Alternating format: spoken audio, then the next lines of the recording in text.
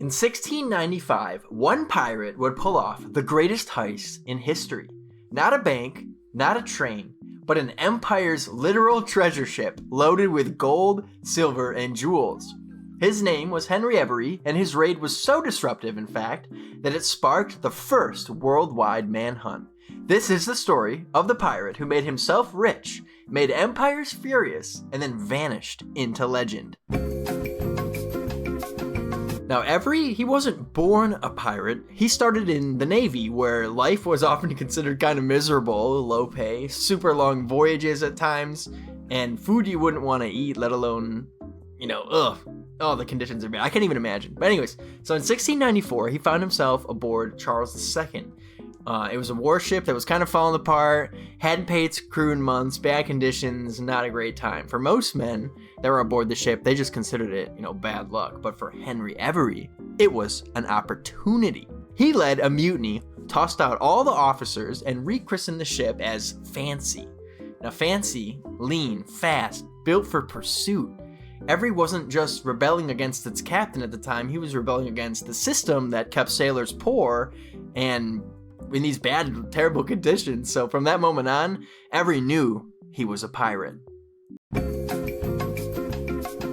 You see, Every didn't really waste any of his time chasing any kind of small prizes. He immediately had his eyes set on the Mughal Empire, which at the time was one of the richest states on the earth. The emperor, Aurangzeb, ruled a realm where jewels were measured in handfuls, wheelbarrow-sized level of measurement, not carats. Every knew that fleets of the Mughal ships were sailing the Indian Ocean, carrying pilgrims to Mecca and returning with staggering amounts of wealth, fully loaded ships. So he knew that if he could catch one, the payoff would be beyond imagination.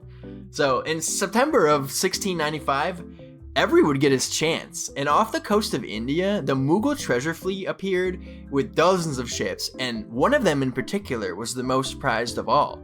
It was the Ganji Sawai, a giant vessel bristling with cannons, carrying hundreds of soldiers. It was like a fortress on the water, and it was exactly what Every wanted. Every small pirate fleet struck super fast, and first they seized the escort ship, which was pretty easy work to them, but then came the real test, which was the Ganji Sawai.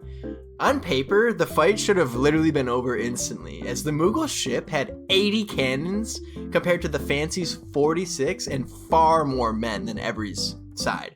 But luck was on Every's side because a Mughal cannon exploded, panic spread, and the pirates on the ship surged forward. The battle was vicious, and when it was over, the ship and all of its treasure belonged to Henry Every. What they found was exactly what they thought: unimaginable wealth, gold, silver, jewels, and riches worth hundreds of millions in today's money. To put it mildly, this was not your average day's work at sea. The raid would have consequences far beyond just the treasure they stole. The passengers included Muslim pilgrims returning from Mecca, and reports of atrocities outraged the Mughal court. Aurangzeb, one of the most powerful rulers in the world, demanded immediate justice. He threatened to expel the British East India Company from India entirely, a move that would have crippled England's global trade. Suddenly, Henry Every wasn't just a pirate. He was a diplomatic crisis. From the first time in history, nations launched a coordinated manhunt. Wanted posters with his name were printed from Boston to London. The world's first international manhunt was born, all because of one pirate.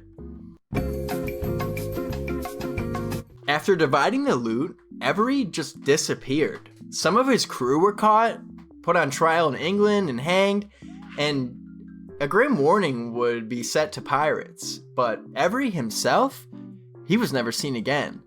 Some said he escaped to the Bahamas and lived like a king. Others claimed he snuck back to England in disguise to die penniless and forgotten. The truth to this day has never been uncovered. Henry Every may have been the richest pirate who ever lived, or he may have just ended up with nothing. Like, did he bury all his loot in the sand on some island somewhere? Or did he sink? Did the Kraken get him? We'll never know, dude. But either way, his disappearance sealed his legend. Every's raid became infamous across the world. Songs were written about him, pamphlets praised him as a folk hero, others cursed him out as a villain. He was called the King of the Pirates, a man who challenged empires and got away with it.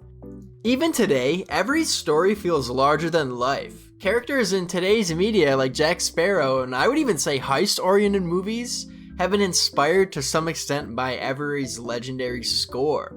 I personally think that his disappearance and the mystery aspect behind the whereabouts of the ship and everything is what interests me the most about this. Like, what did he do with all that money? You know, after he dispersed it and divvied it up, like, what did he do with his share? Like, where's the ship itself? Because, like, from all my research I've done on this, like, the ship has never definitively been found. Across the board, there's no confirmed archaeological or historical evidence of the shipwreck or the remaining treasure. It's never surfaced, making it one of, if not the most legendary lost treasure ships of the pirate age. I guess some treasure hunters have speculated possible wreck sites, but nothing's really ever been proven. What do you think? What did Every do with the money in the ship? Let me know in the comments below.